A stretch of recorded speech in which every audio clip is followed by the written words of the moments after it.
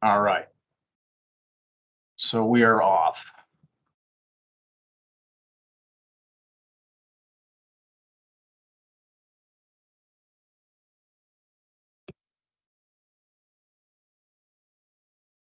So as I said, agenda, we're going to go over a little program review and the project planning process, then questions and answers after going over the applications. If you are not connected with us, jump on and get connected. That's how you get information from us about what's happening. So first of all, for those of you who don't know us, the Urban and Community Forestry program is a federally funded program. As I said, I'm Andy Pleninger, the program head, so I manage the unit. We have a community forestry coordinator position. We are a little light staffed here that is currently vacant. And we have 3 urban forestry specialists which work in the field. 2 of those are vacant at this point. So bear with us in terms of working to get those positions filled. But it's just Justin and I trying to roll everything out here. So we do have district and county staff, local staff that are primarily there for local coordination. You know, part of the application includes reaching out to them to let them know you're submitting a project. So, you know, ultimately we're here to serve you. Our primary customers are municipalities and organizations, but also our Forest Service staff.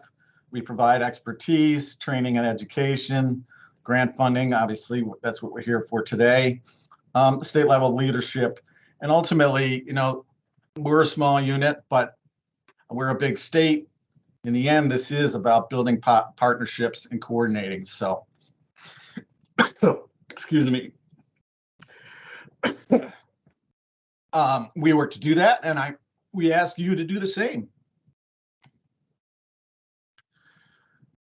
So, for those of you who have applied before, you are probably seeing some significant changes. The objective here is we are trying to lay out the steps that are required for a successful project, primarily, but also for you to complete that application. It's also designed to lead you through that planning process. Couple of caveats here are, you know, in the end, simpler is always better. You may have big ideas, and that's great, but the challenge is always making them happen. So think about the project administration that's required in the management on a large project, because we do give you the opportunity to lay out some rather large scale projects. Best way to do that is just kind of limit your number of objectives and designing your project and perhaps completing it in phases. Phase 1 is the first year, phase 2, and so on. Technical merit, how well you outline how this project is going to be completed, is the most important criteria we look at in scoring. Again, the ideas are great, but we want to see this is what the need is, this is our goal, this is the objectives, tasks, steps to achieve that objective, a work plan that has the tasks to achieve that objective, and then a budget that itemizes the cost to complete those tasks. While the RFA is open, we cannot give you project guidance. We can give you application guidance. I just want to let you know, given this is competitive, we're restricted in what we can offer their way. We do our planning. We had planned on doing some project.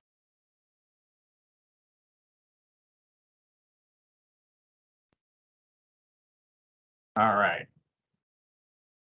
Bear with me. So and I'm going to stop sharing. Let's get right into it.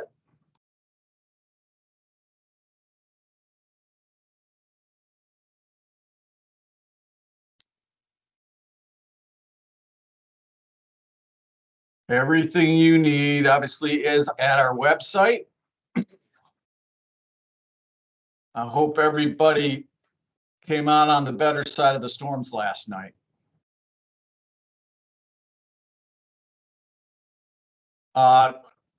We are building out this to provide you more information, but I'm quickly just going to note, going to our Urban Community Forestry Cloud has a lot of information that we keep about all of our municipalities and organizations. So check that out if you haven't.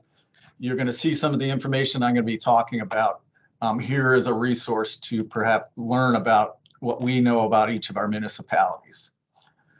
So first, you're going to jump to the financial assistance page. And our objective is to assist municipalities with reaching a level of sustainable management that matches their goals and capacity. That's what we're here to do. I am not going to read everything here. I'm just going to highlight some of the important things you need to recognize. We define urban forestry, community forestry as two different practices. Urban forestry is doing the tree work stuff, management of planting, maintenance, and protection of our trees in our urban areas with the purpose of enhancing those benefits they provide to our communities. Community forestry is a branch that engages the community in those urban forestry practices, as well as perhaps serving some broader community needs to affect positive change. So we measure where a municipality is on this management scale with 6 standards. And here's kind of the layout of those. If you were to go to the cloud, you could see where a municipality is along this development scale. And so you will see that in terms of awarding projects, 1, our focus is municipalities, but 2, helping them move up that management scale is an important part of it. Here are the project objectives that are eligible under any given RFA. Some of these are eligible this go around, not all of them are. I'll let you read those over. We're going to be touching on these more. Here are those practices and activities that are not eligible for any program. Financial assistance structure, there's actually 3 with the new funding that we've received, but they follow this general format. 1 is cost share. First of all of these are reimbursements. So you need to expend your funding and then get reimbursed for those expenses and costs to complete the project. On a cost share, the awardee is going to be paying for those services. And then they're going to be reimbursed that cost depending on the particular RFA, for example, 50-50 cost share.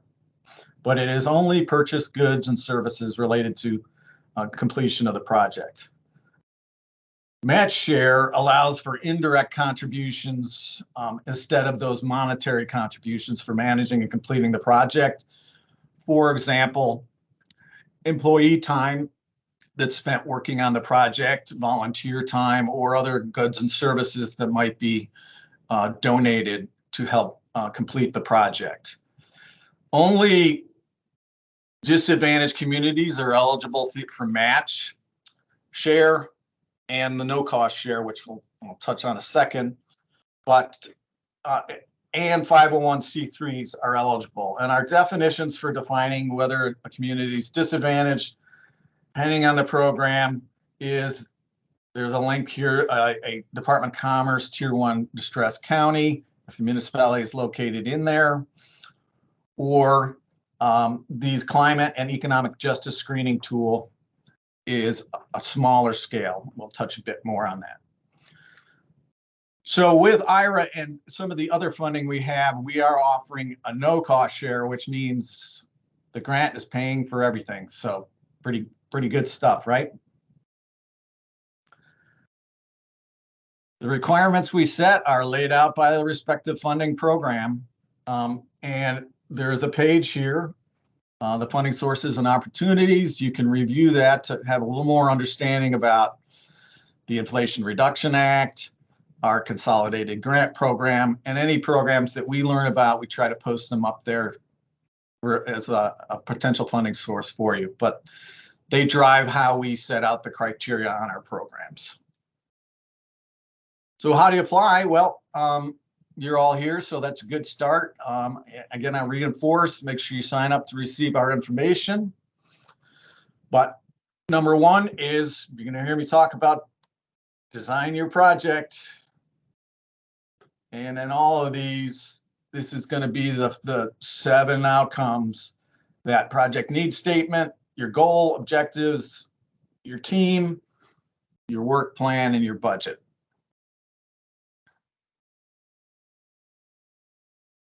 Here we are in a request for application period. We are going to be on a standard of January 1 and July 1 each year RFAs.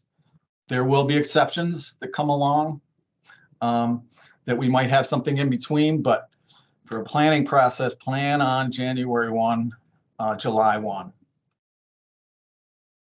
A list of prerequisites for all applications are relevant of the program. The review and award process, which is a committee of Forest Service folks and North Carolina Urban Forest Council representatives. We score the applications.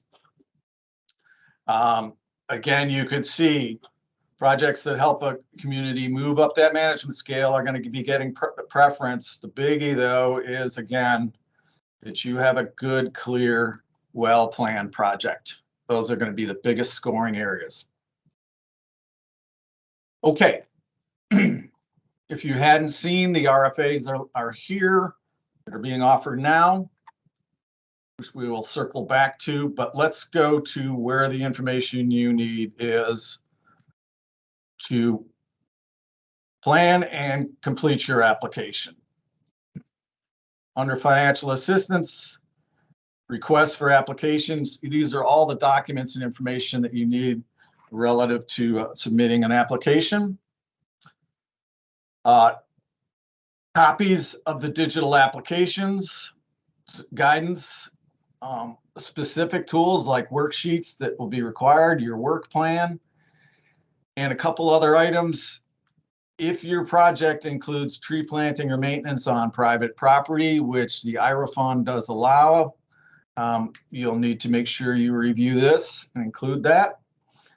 And the sample tree inventory and canopy cover assessment program fact sheet, which is one of the offerings. That gives you the details on that program.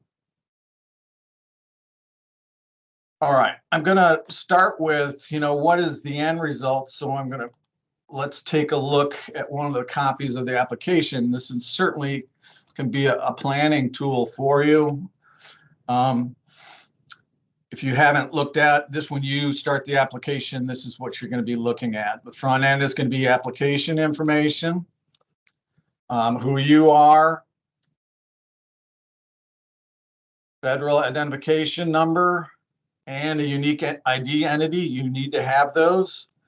If you do not, it's going to kick you to the end and say you need to reapply when you get one. So we ask for those numbers, more information, and then on to the project information and documentation. So you need to really be prepared before you go in and do your application to fill this out. What's the municipality the project's going to be completed in? How quickly can you begin work, your duration, and then you are going to attach your work plan that you've built. What's the total cost of your project? And then you're going to add you're going to email us your budget. And what's your project title? Next is the project team. Yeah. Who all is going to be involved, and we want to know the role of all those folks, and then contributors and supporters. Then the specifics about your project, your needs statement, a goal statement, and then really what is the primary objective, picking from one of these categories of your project. Then you're going to select your objectives. And again, you're going to pick one of those categories. My objective is to complete, for example, an education and training program or an inventory and assessment. And the way this works is you can see go to. If you select one of these, it's going to jump you to that area to ask additional questions. So education and training, this is multi-selection. Perhaps your objective is just to build some products, education and training products.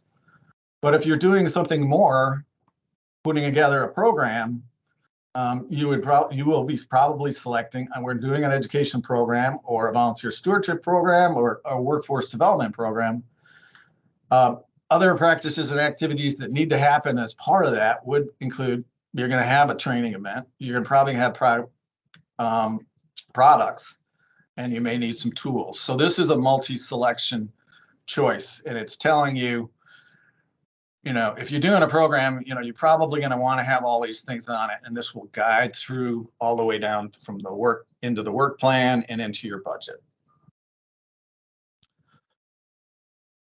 As I mentioned, the inventories assessment, this is more about picking which one of the inventory assessment you're going to be completing. If there's more detail, it's going to mine, for example, if you want to do a partial tree inventory, then it's going to ask you which one of those you want to do. So you will repeat this. Objective 1, you will have selected one of those, then you will write your objective statement, and then it's going to ask you if you have another objective. If you don't, it'll take you to the end. If you do, it's going to lead you through that same process again. At the end, it's going to be a project narrative and another opportunity for you to kind of add some comments that we haven't asked for specifically. And that's the application.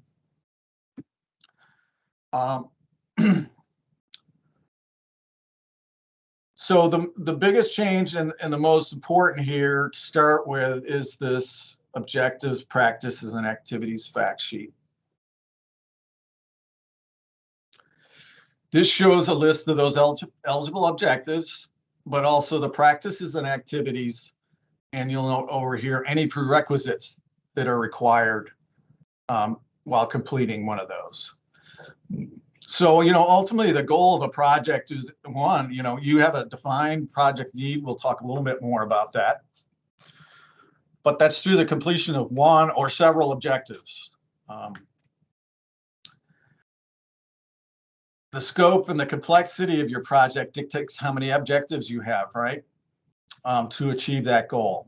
And completing an objective requires the completion of more and more practices and activities. So I'm going to focus primarily here on what's eligible at the moment. But going back again, if one or your primary objective is an education and training, here's the definition of that. And then those respective practices and activities that are in the application and the definition of those. So development and delivery of an educational event, etc.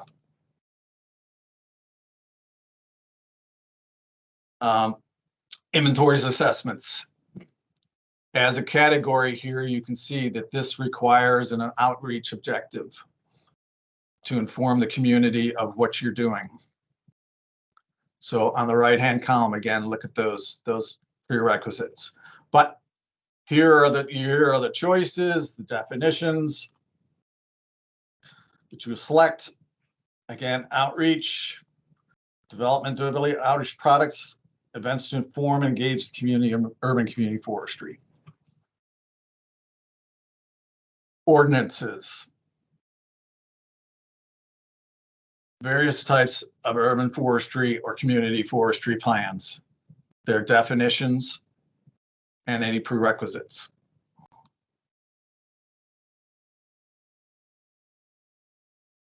Tree maintenance is offered through the IRA program, which is a big deal. But tree maintenance can be done and planting. You're going to see a similar format. on different scales. A small scale project, that might be a single property, less than 10 trees. What this allows you to do is, one, you need a little project plan for this small project plan. If you select that, it's a small project, you have everything you need here in terms of items to complete that work. Large scale projects are going to require additional objectives. You have a large tree maintenance project, you're going to need to do an inventory of those trees, a plan, a practice plan. So it will drive you. So if you're doing a large scale project, same with tree planting, then we're going to need to see an inventory of those trees, where you're going to be selecting an inventory. A project inventory or a partial tree inventory might be the tree planting site inventory. And then you are going to need a practice plan. So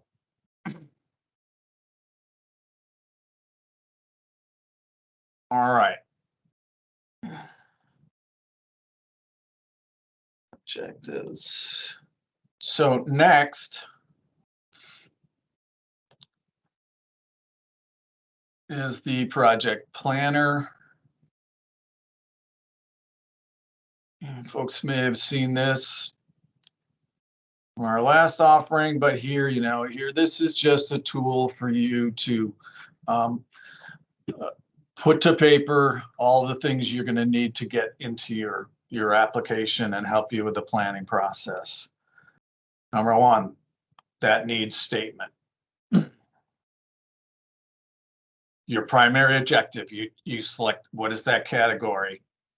Education, training, what's the primary goal here? Your goal statement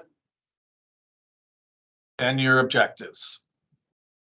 So again, you're selecting that objective category, education, training, and then you're going to be listing the practices and activities that are going to be completed to complete that objective, and then a single objective statement.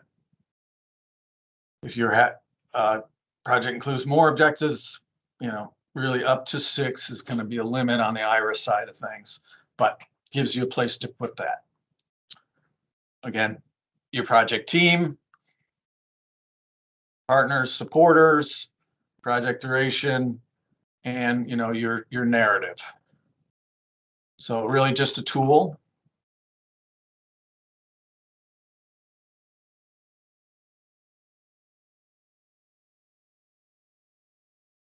Next is writing need statements, goals statements, objectives, and tasks.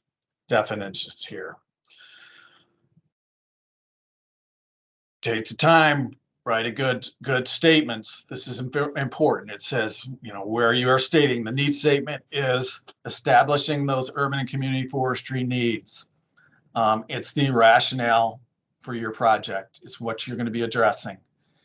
And you need to clearly identify what a gap may be or problem, where it's going to happen, or where the project is, if applicable demographics that may be impacted or audience. These are addressing urban and community forestry needs, as you see in the objective categories. So a good need statement is clear. This is limited to 3 sentences, so you need to get to the point. What is that main problem, challenge, opportunity? Cite work that you have done or studies that back up what your need statement is. If there's canopy, if you need to plant trees or trees need work, provide some information that you surveyed these areas and this is a need, or other tools that may be available on a broader scale that quantify that need. And there's an example statement The goal is broad. It needs to link to your needs statement, one sentence, and some terms that are typically in a goal statement. And an example. Objectives are the steps to accomplishing your goal.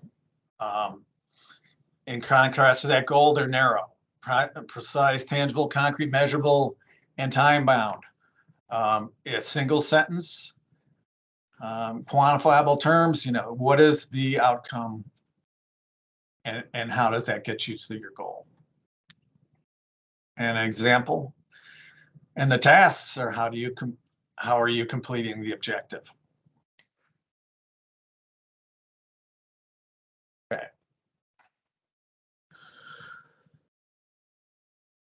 All right, so you've laid out your objectives. Next is the work plan.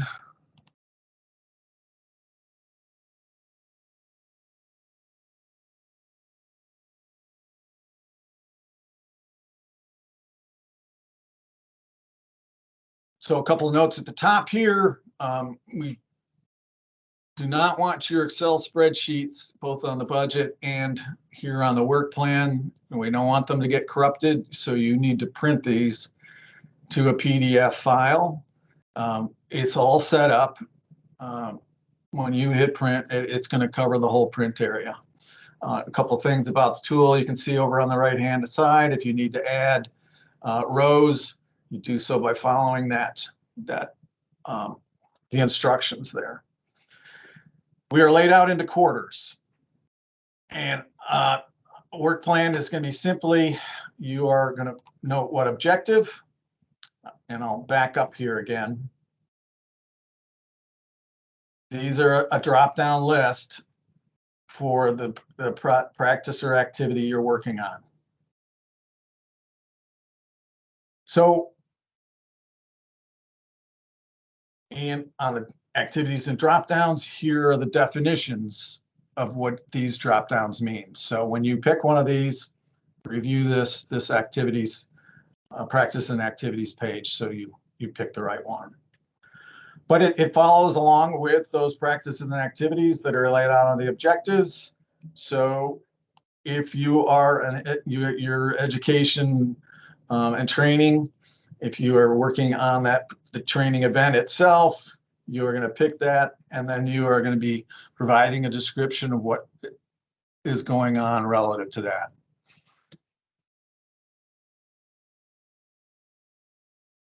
Here are some tasks, suggested tasks for a particular objective area that you should consider that might need to be completed. And we would be looking at like all the things that need to happen to do proper tree planting, etc. Some guidance for you on the task side of things. And then who among your project team is going to be completing this work?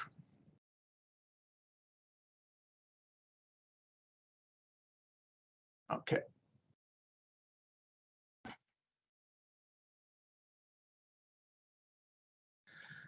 Then your budget worksheet, depending on whether you are, which program you're applying for, you will be using one of these three. If you have questions about which one you should use, this is certainly something we can answer for you. You put a budget in, it's good. If it's not the right one, we can deal with some of those, but getting your budget right in terms of how it's going to, the costs, and is the most important thing. So let's just use the cost share. Again, this is going to really be starting with objective 1 through how many ever you have, and what are the costs associated with that. There's a drop down for budget categories and definitions of those.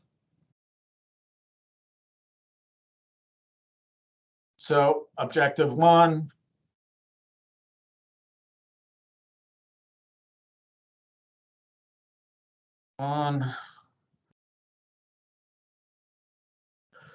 what this is staff time and what they, what they are working on or worked on and who they are.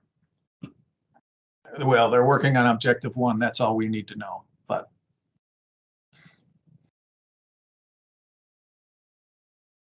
same thing, when you print this as a PDF when you email it to us. Save. Just give you a picture of each one. That was cost share, so it was split between us, the grant, and you. On a match share, there are 3 categories. That's going to be funded by the grant, any cash that you may be putting in to the project, or in kind that you may put in. So these three templates. And then finally, that no cost share.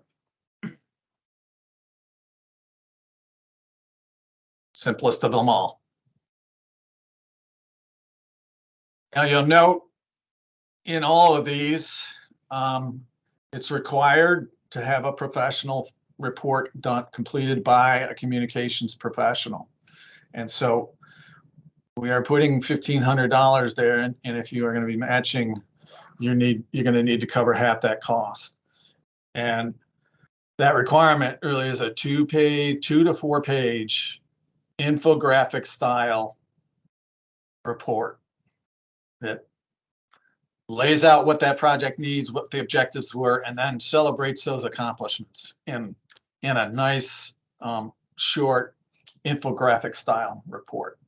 Important for us to, you'll be able to share it, and we can also share it. So.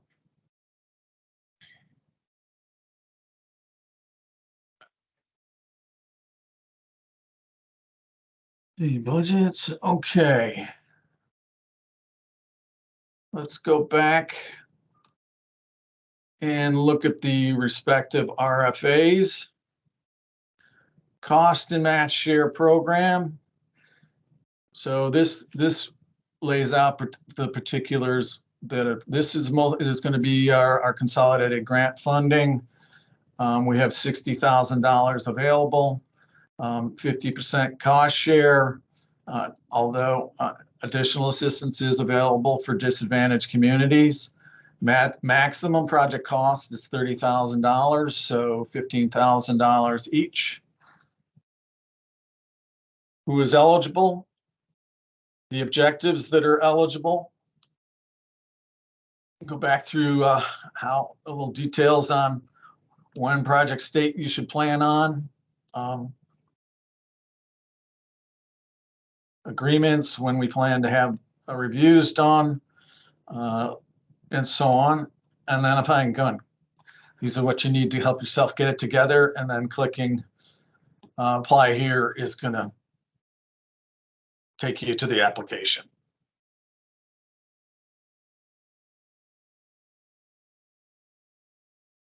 Inflation reduction. The big thing here, now this week are giving 2 months, but the big take home here is that these projects must take place within a disadvantaged census tract as defined by this tool. So let's narrow it down a little bit more.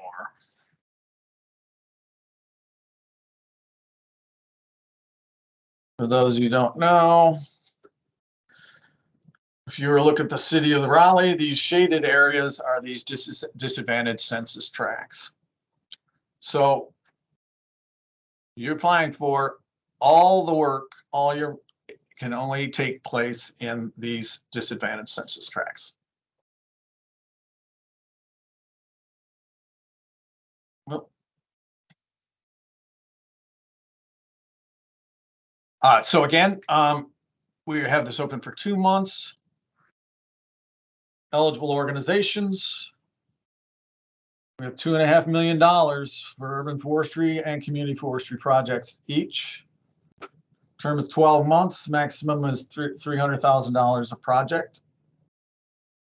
The eligible goals and objectives. I am going to note here, the last go around, we had staffing as an option. We have taken that off. So you can hire staff. It just needs to be, it's going to be doing the work. It just didn't, in practice or in theory, as I'll say, the idea was, I think, sound, but what we found in the applications that in practice, it just didn't work.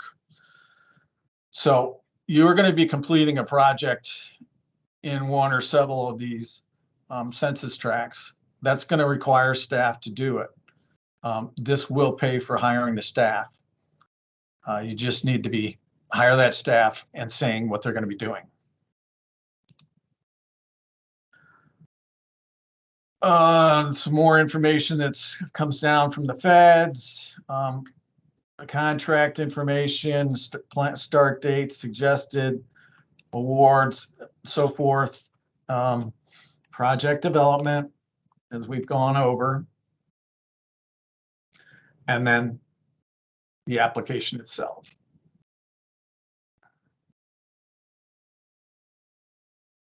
Finally, our sample tree inventory canopy cover assessment program.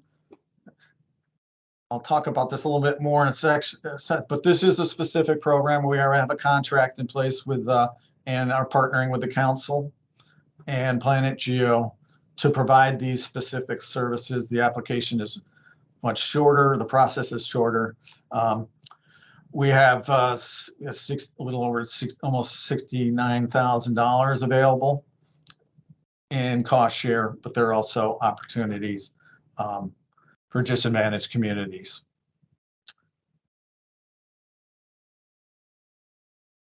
Okay. That's that part.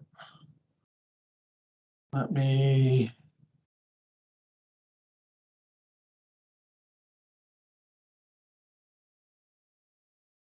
go to next. All right, so kind of some highlights on what I've gone over here, give you some direction, take the time necessary to develop that project, and don't apply until you're ready. Simpler is better, 1 or 2 objectives. Engage and utilize partners. Realize there are other folks that are thinking about doing the same thing. And again, we're not available during the RFA period for planning and guidance. We can give you application guidance. Be sure to review the prerequisites. This has to occur within a municipality or tribal lands. We require municipal participation if you are not a municipality yourself.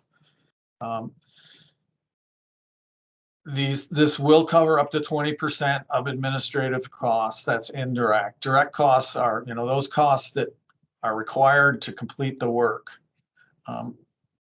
This requires administrative needs. So, our program will fund those administrative needs, but they're capped at 20%.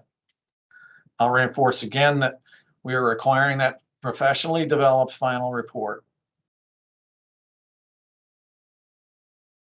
Couple highlights on the cost share mix. If you're looking that way, your project is not exclusively located in one of those CGES tracks, then you're looking at using the match cost share program.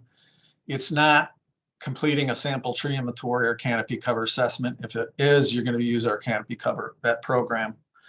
There is a limit of 2 objectives. Application period closes the end of the month. The Inflation Reduction Act, again, project is exclusively located in those CGES tracks.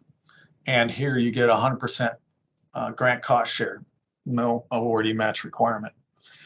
And you can do up to 6 objectives. Application period closes February 29th.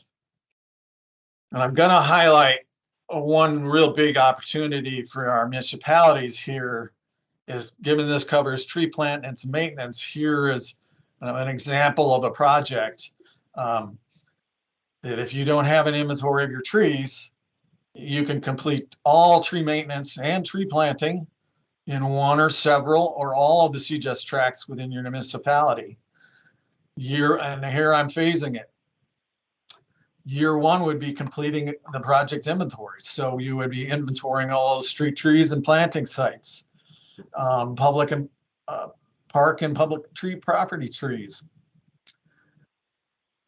This work, we need to engage our folks and let everybody know what we're doing. So a part of that would be developing an outreach program, perhaps reaching out and surveying our residents, asking them what their wishes were, but also informing them of our plan, and outreach events or products. So that would be year one project. Inventory is complete. We now know the maintenance needs of all those trees. So year two would be completing maintenance on all those trees, tree removals, and then prune all the trees in those tracks. And year three would be going back and planting street tree plantings, or maybe doing a park project along with that. One, we have resources in terms of specifications to complete work, how to bid for an inventory, to do tree work. We have all those resources available for you. Keep in mind, aside from that, you're going to need somebody to monitor this work. So, I'll build in a cost to hire a certified arborist to complete that work, monitoring as it goes. But big opportunity. Sure, some areas have never gotten pruned. So let's take care of the trees we have suggested. And then finally, the sample tree inventory and canopy cover assessment program. And this is prepackaged partnership with us, the council, and Planet Geo, unit price contract to complete the services. We know based on square miles or street miles, we can give you the cost that'll be required to take that. There's a simple 2-page agreement. Includes a findings report and a copy of that data. And it's loaded into the NCF Urban Community Forestry Cloud, which I showed you a second ago. Along with the tools to report and utilize those findings at no cost. So, and here's just quick.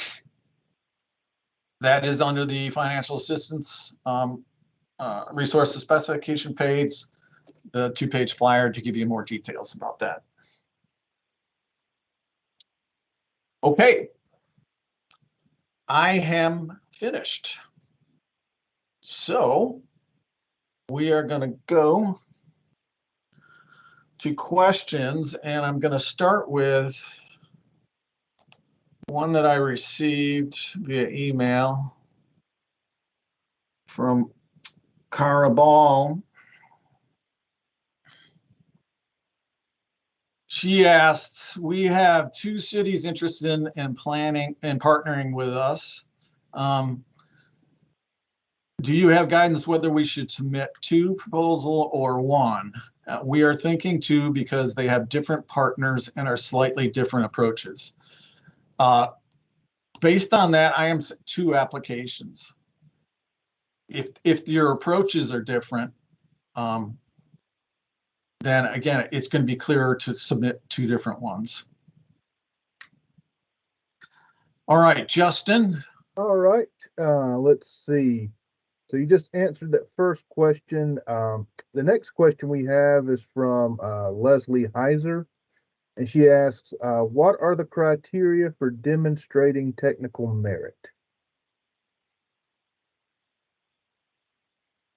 The criteria are what I listed before. Let's see.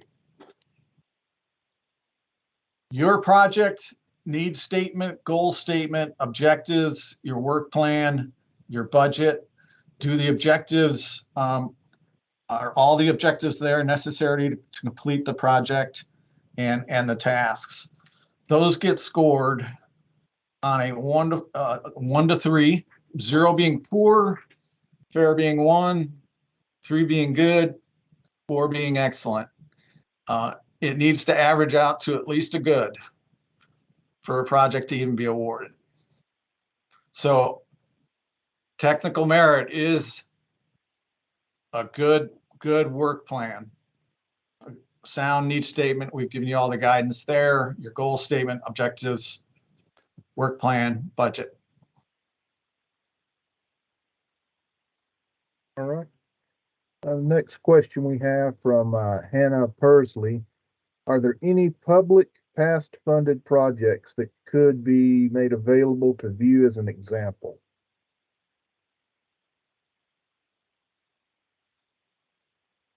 I'm not sure.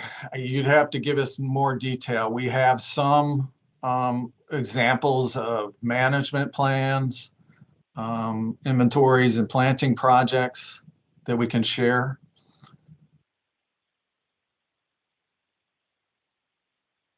Another question from Kara Ball. Would a training workshop for community members to share the benefits of trees hosted by a nonprofit instead of a municipality be considered an education objective or an outreach objective?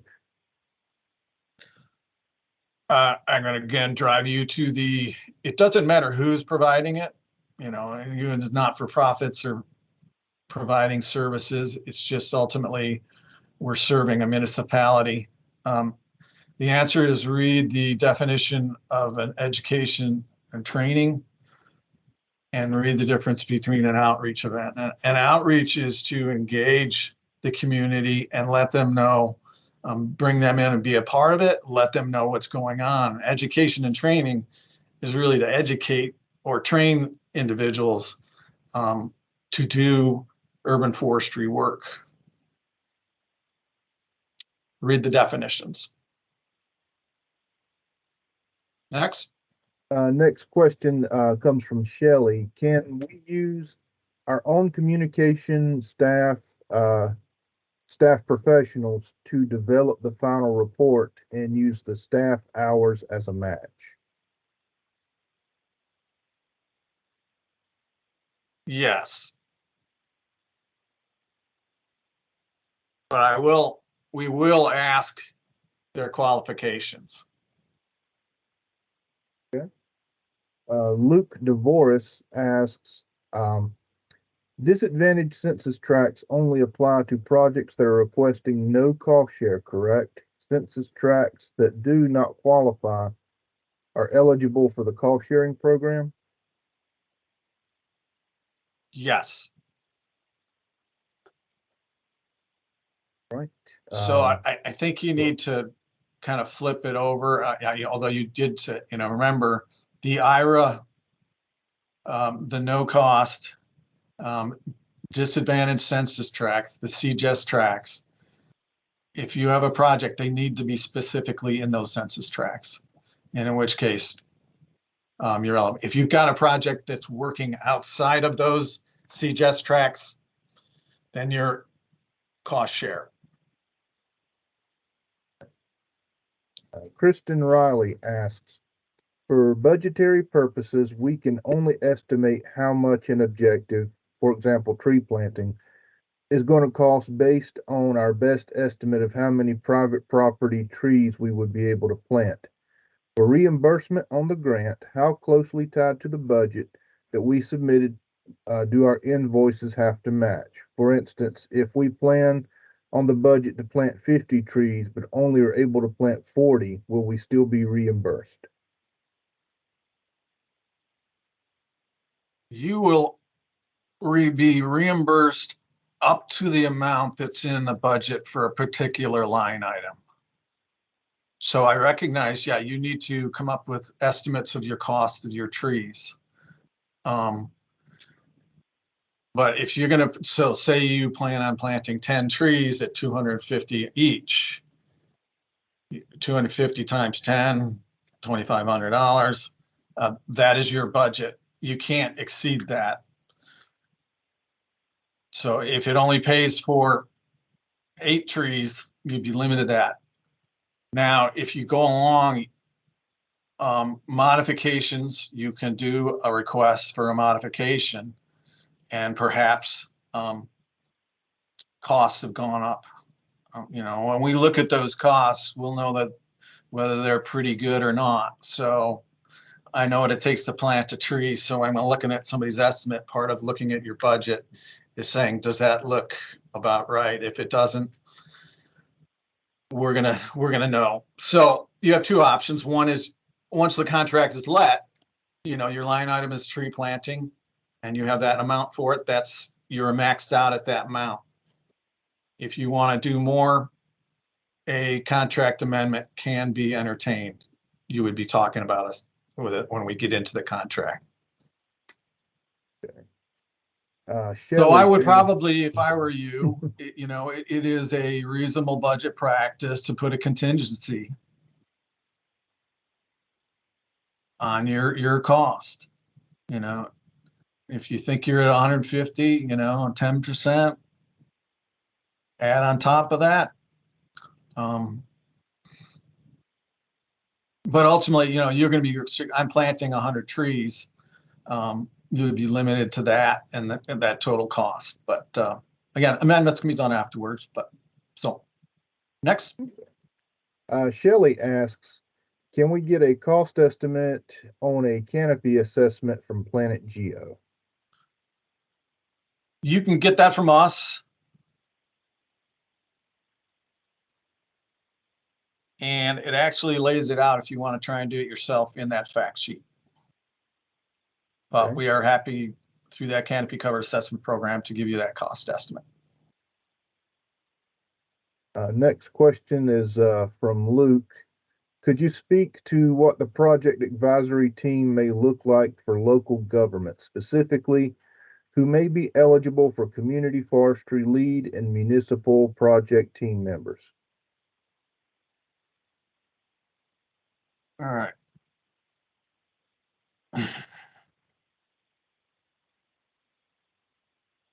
I think I want to pull up. Read that again, Justin, while I do this. Okay. All right. The question is, could you speak to what the project advisory team may look like for a local government, and specifically who may be eligible for community forestry lead and municipal project team members?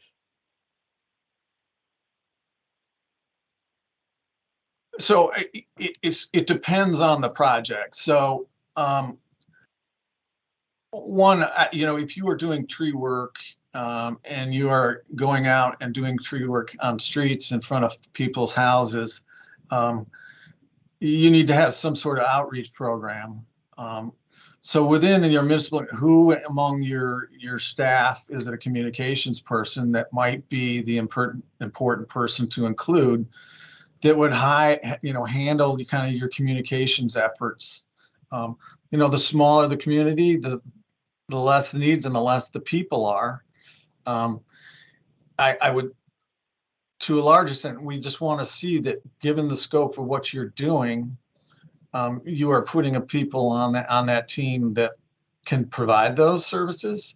So, the smaller the community, they wear more hats. And so you simply need to say, this person is going to be helping with these types of tasks.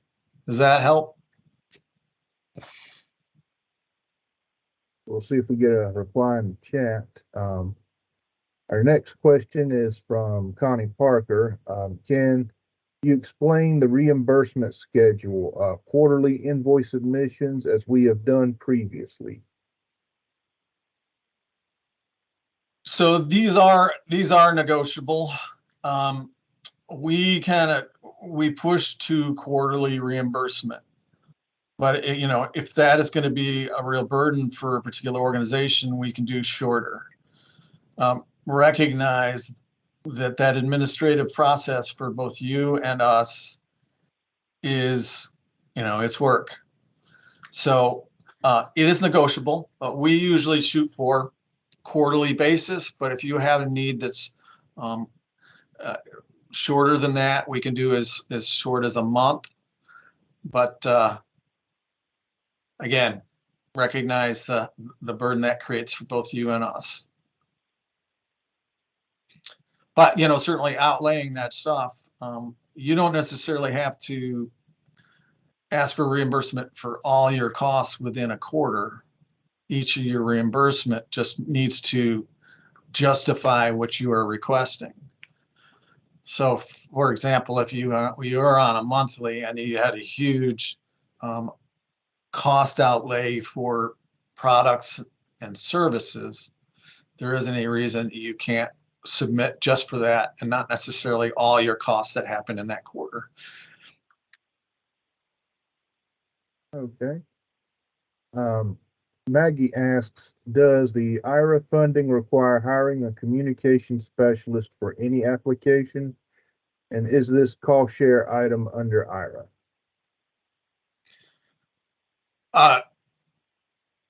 Yeah, hiring, if you're going to be doing outreach or developing products, if you want to hire a communication specialist, it will pay for it.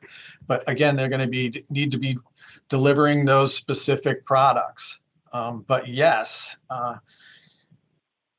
when you look at the tasks that need to be completed, and I think you'll notice under prerequisites, we outline those that are the minimum qualifications for an urban forestry qualified person. But where you're doing communications work, if that's what that person is going to be doing, I'd like to see that they're qualified for that, and they are delivering products that are directly services in your project.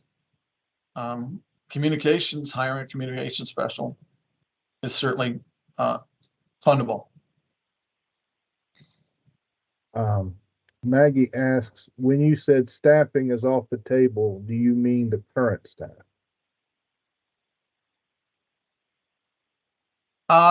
What I meant was, in our last RFA, we had actually a category that was, the idea was that you would hire staff to develop projects. And it ended up being more about that than ultimately here. You'll see in the RNL, all this is about doing projects on the ground. So your project in a census tract, if it includes education, outreach, or any of the urban forestry kinds of activities, either you can be hiring staff because you need more assistance, or your existing staff are going to be, and your existing staff will be working on that. Those are expenses to delivering those services within those census tracts. So they're both qualified expenses. Chris from Asheville has a couple of questions here together. How can or should we submit letters of support? Would you recommend or not recommend applying for both IRA and the cost and match share program? And what is the best way to ask clarifying questions as they come up post webinar? You can, the last, email your questions. 2, you can attach your supporting letters via the email where you're going to be sending they are not required. We do ask you to provide that information in the application. And we will, when we review the application, we do a bit more work in terms of asking for that document. So adding that to your email to us is good. And 3, I'm sorry, what was the third one, Justin? What is the best way to ask clarifying questions as they come up post webinar? Again, email, but yeah, the other was, can you apply for IRA and? Oh yeah. Would you recommend or not recommend yes, applying for both? You can apply for all 3. Okay. All right. Kara has a question. Can the IRA funding include publicly accessible properties like houses of worship? Yes. Again, when we talk about tree planting or going on to property and doing tree maintenance, it is eligible under IRA. So we can plant trees on private property. I have a question from Just Gloria. can't, ultimately, when we go and looking in on private property and providing services on private property, it has to be available to everyone within that census tract. So it's problematic if you are going to pick who is going to get those private property services. So the short answer is you need to make those tree planting or maintenance services available to everyone within a census tract. How you select those needs to be a well thought out and fair process. If you're talking about disadvantaged, in most cases, it's looking at some sort of income criteria, et cetera. So if that is your objective, if you're moving, it gets more complicated when you move on public and onto private property.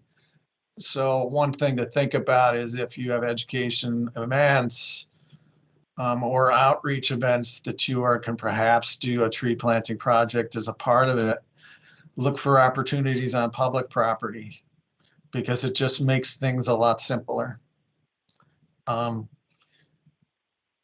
that's more moving on a sort of an outreach or education kind of program. If you're looking to affect tree maintenance or canopy cover, when we need to see, okay, why, if these properties have no canopy cover, there is an urban forestry need that is documentable. So depends on what your objective is. If it's to add canopy, then where there is not canopy is going to be a pretty good criteria to use to start with. Okay. Next. Our next question is from Gloria.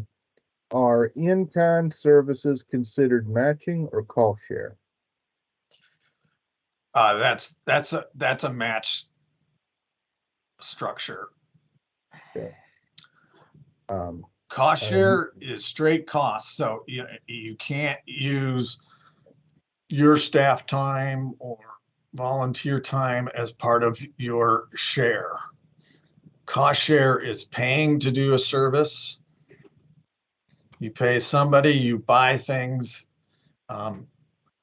That's what you bill, and we split that cost.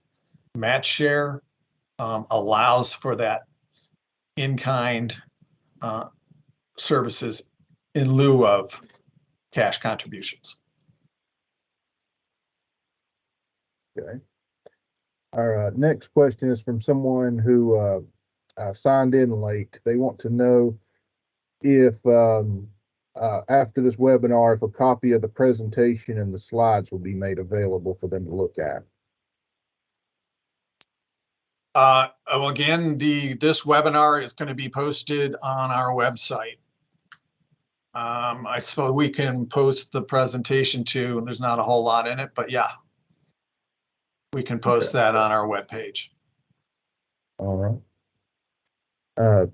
Kristen asks, just to clarify again on the staff time that can be included in the budget request, it's capped at 20% of the total cost of the project. Is that correct? And would that be for any existing staff as well as new hires?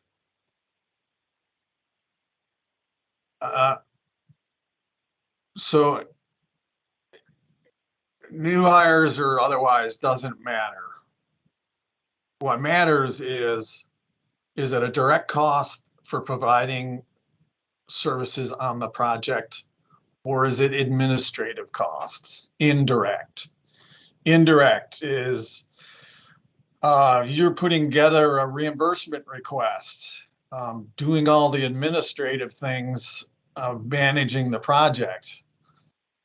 Direct costs are those costs that are directly to deliver that product or project. Both are eligible. Administrative costs are capped at 20%.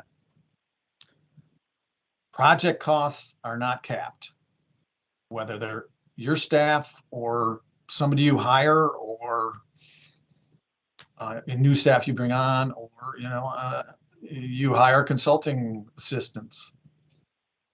That's not capped.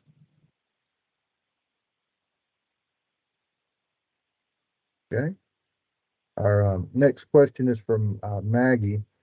Historically, people in disadvantaged census tracts outreach has been organizations and municipalities only informing the community what the organization or municipality are doing for a project. We would like to use a community-driven process where the community shares what they need, what their needs and interests are. Deliverables the applicant outlines in the RFA would most likely change based on the outreach process, learning from the community on what their needs and interests are. And is this an example of a gap that we need to include in the RFA? Yes, because it sounds like, that's a great, particularly disadvantaged communities, is to ask before you go in the community. And so what that findings will be, and then you're gonna, that is a gap. You don't know what that need is, and therefore then you are justifying the need to do a stakeholder survey outreach program. Within, and this is going to probably be phased. One is you could include a small project that might highlight what you find and make some impact in the neighborhood, be it a get-together event, again, something simple on a public property. But two, ultimately, you're going to say that, our next step is going to be to apply for additional funding to meet some of those needs. Okay. Our next question is from Shelley. If awarded a grant for tree canopy assessment, how long does it typically take to get notice to proceed?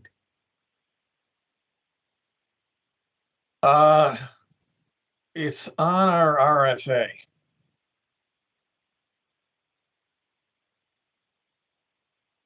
But that is pretty quick. I think I have it as 2 months. So it'll close the end of the month, and I think within 2 months we will have award, and so a notice to proceed, and it's up to 6 months to get the work done. But check the RFA out. Okay. Our next question is a stakeholder survey an indirect cost?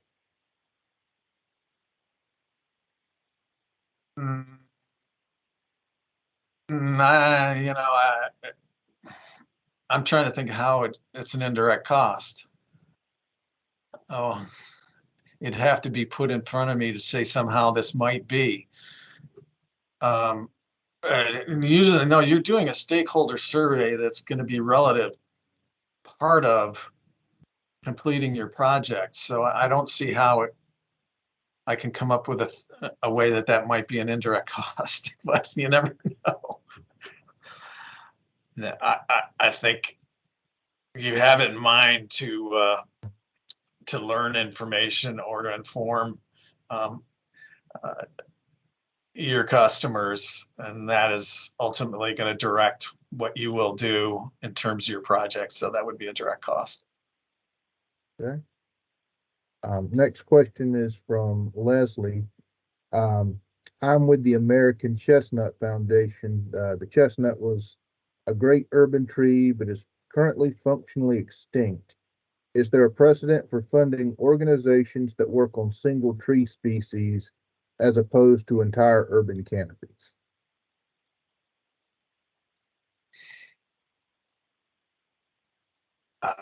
Precedent? No.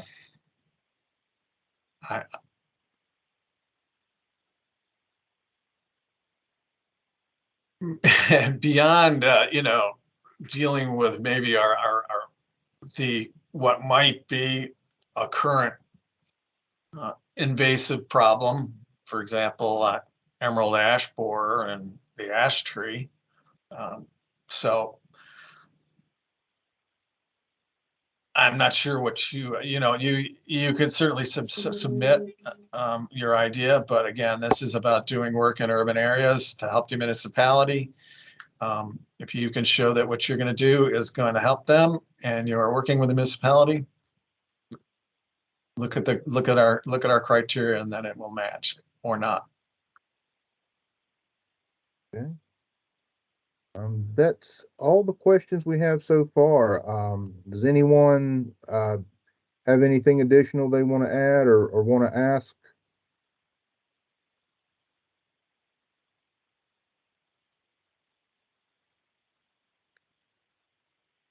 All right. Well, thank you all. And as I said, we will post a copy of this webinar video on the website, and I will throw a copy of the PowerPoint up there too. If you have questions, again, send them to us via email. Our emails are under that resources and specifications page for Justin or myself. They have to be specific about doing an application, guidance on what can or can't be. We're answering those guidance questions now because we've offered this to everybody and you're all here. So, all right, thank you. Have a great day. I hopefully everybody has power and didn't suffer a whole lot of damage. If your municipality needs some help, we're here. So reach out. Bye all. Definitely.